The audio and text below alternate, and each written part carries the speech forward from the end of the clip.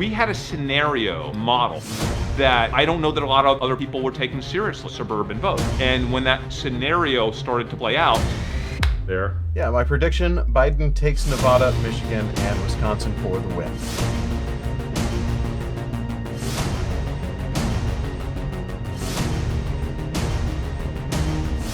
You predicted a Joe Biden win, and you did it publicly on your Twitter account, and you took some heat all night. A lot of heat. But now you get a chance to explain yourself because, you were doing it on Twitter and... Dave, I didn't just get heat from Twitter. I got heat from my best friends. I mean, I had a bet. Listen, I was betting dinner at the nicest restaurant in town, right? At Bob's here in Dallas, one of our favorite go-to steakhouses. Dave, do you know that when I made that bet, I think that the betting lines were moving to like 6-1 in favor of Trump at that point. Like that was kind of the most interesting stat to me to watch, is those diverging betting lines. And I don't know exactly what they were basing it on, but it basically went from a Biden prediction. They were basing it on watching TV. Imbeciles. They're based on imbeciles. All it is a bunch of random people that are too stupid to know how to actually bet on an election through the stock market. Betting markets don't know anything. And we saw that last night, that basically every 15 minutes there was a new betting line, and it diverged, and then it converged, and then it crossed, and then it was... Yeah, I think people were watching Florida's numbers and just decided like, oh, well, the rest of the country must go this way too. And so they extrapolated from that, and... That's exactly what happened, Jordan. People were missing the story. What people didn't see was that he underperformed so badly, but he was actually overperforming by a huge margin in suburban areas. It was just numerous different suburban precincts that I was looking at, and I was comparing the 2016 I remember we always talk about having a benchmark. You have to have a benchmark. Texas, Georgia, North Carolina, I was seeing it over and over and over again. And I felt I had gotten to a point where I saw enough outperformance in suburban districts. And if you've been watching the show, we have said that one of the biggest drivers of this election, Trump won because he out-edged Hillary in suburban areas that he wasn't expected. Suburban vote, in my opinion, is something that could be extrapolated nationally, because suburban thinkers think similar, whereas in different cities, what you saw was the Hispanic vote in South Florida was very different than the Hispanic vote in Arizona, okay? Yes. Very different. But the suburban mindset is more consistent nationally.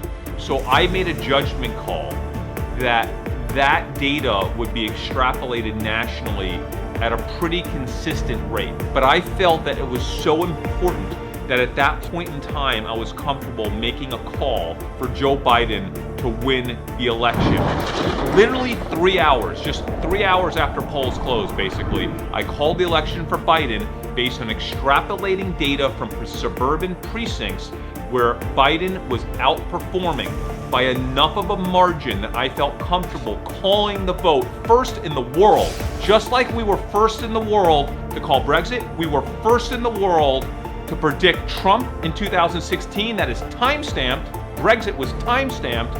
This was time-stamped when Trump had a 6-1 edge in the betting markets. The entire world had turned against Biden, thinking there was no way Biden was going to win this election when we called Biden. It was insane. It was insanity. But we did it because we know how to read data. This is a great time to transition into, again, thank you, Dumb Money community, and guys like Nolan. And again, I don't have his YouTube channel right now, but Nolan, if you're watching... It's been in the chat. Okay, great. So can we dive into some... now, Nolan, this is interesting. I haven't spoken to him because I've been so crazy this weekend. He had this idea that suburban voters are extremely important, and they are. And that's where yard signs are potentially an indicator, right? Yard signs. But he uses the word yard and Trump. and then he used the word Biden in yard. I looked at the data, and I was getting much deeper data with you just using the word sign. So I don't know why he went with yard. I used the word sign, and which I couldn't figure out any other reason someone would be using the word sign in Trump other than some type of yard sign. So that's his. We can look at his data there, and he's basically, what's interesting, guys, is you can compare this, benchmark it to the 4 months prior to the 2016 election, and Hillary and sign, or Hillary and yard, as Nolan does, right? And what's amazing is when you compare this data, Biden is doing a lot better in the critical swing states. Florida, Pennsylvania, Arizona. Now, I don't want to say he's doing a lot better, because that's deceiving. What you can see in these charts is that you can actually see the state itself turn from red to blue. The way Google Trends works is if there are more people looking at Biden sign, for example, the state will turn blue. If they're looking at Republican sign, and Dave, this is down when he looks at the states, not on that page. Like, you have to go scroll down to see when he gets into the state data. The problem is that could just be a 10% swing from 45 to 55% chance. So that's an example. That was Florida with Hillary yard. And by the way, guys, I pulled the data for sign, and it's similar to this. Similar, okay? So it's not that, the difference is there's more data, so I think it's a better tag. But look at how Florida turned from red to blue in terms of edging out the number of people that are looking for yard signs with Biden versus looking for yard signs with Trump, as compared to Trump versus Hillary. That's a nice benchmark, don't you think? Yeah, I think that does. And again, I don't know how much traffic there is on these search terms. It seems very kind of erratic, so that tends to make you think that it's lower search volume. You're right, Dave. You're right. There's definitely a correlation here.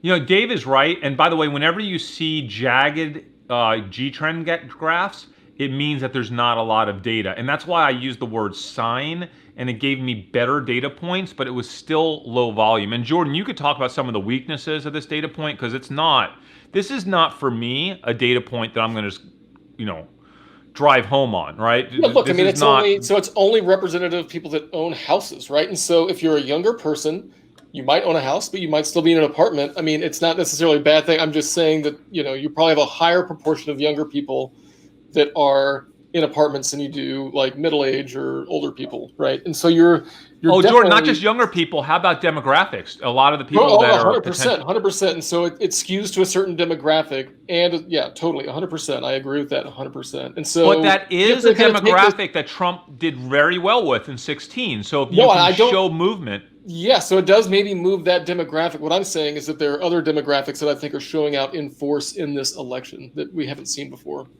And by the way, Jade, you can show he did this for Arizona, for Pennsylvania. The Pennsylvania chart's pretty cool. If you scroll down a little further. Okay, so that's Pennsylvania. You can see Pennsylvania, it didn't just turn blue, but it's definitely more evenly dispersed now between Trump and Biden signs than it was in 2016 for Hillary and Trump. Yep. I think he has Arizona in there, North Carolina.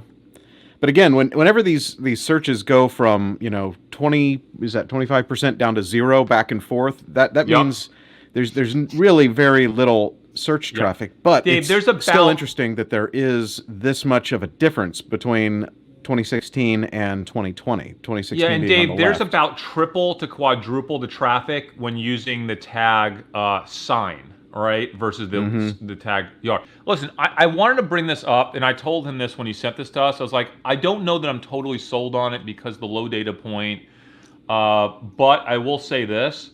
It's a really interesting use of G-trend data, and I love it when the community leverages free data sources that, this is what we do with a lot of the companies we research. I think the X factor, okay, for me, the X factor to selection, voter enthusiasm. I think the voter enthusiasm edge goes to Biden. And I know it's backwards thinking because you're not really seeing it. It's an enthusiasm that's anti-candidate for the other side. But I don't know that we'll ever see anything like this again. Who knows? Who knows what's to come in the future with elections? But I know we've never seen anything like this in the past. Because have we ever had an Hillary anti was kind of up there, but nothing like this, right? Nothing. No. Nothing. No. There is another X factor. Yes. And that is some of the lockdowns in some of these protests, right? Which in certain people's eyes were viewed as unjustified, all these things, and they've, really kind of polarized the country. And so that's another polarizing effect that could motivate a voter to whichever side that they're. And there is a pro-Trump. Yeah, you're right, Jordan. We forgot that. Polarization.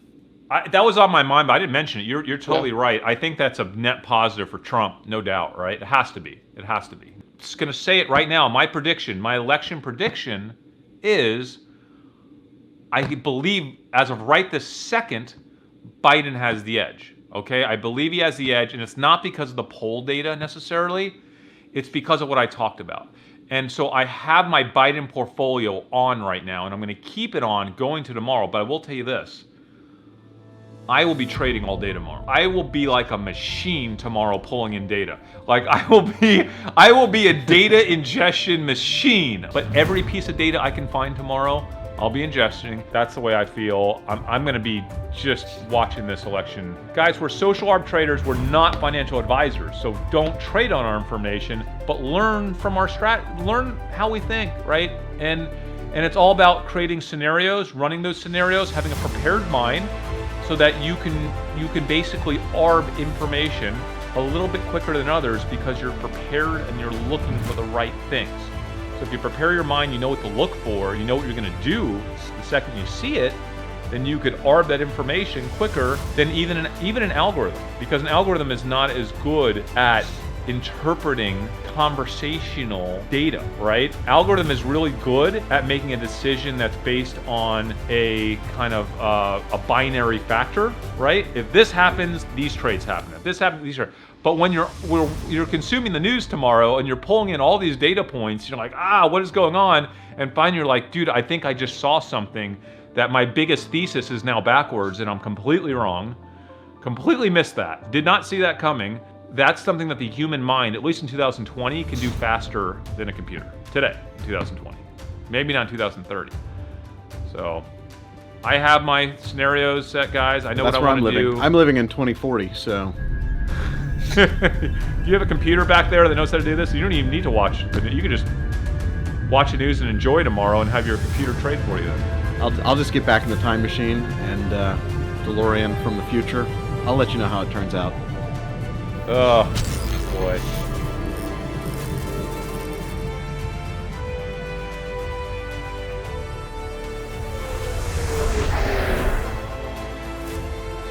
Thank goodness we did that Trump episode and the Biden episode. I know exactly what I'm going to do if it switches, right? From you should go back and watch those episodes and write down some notes. Yeah, I know I'm prepared.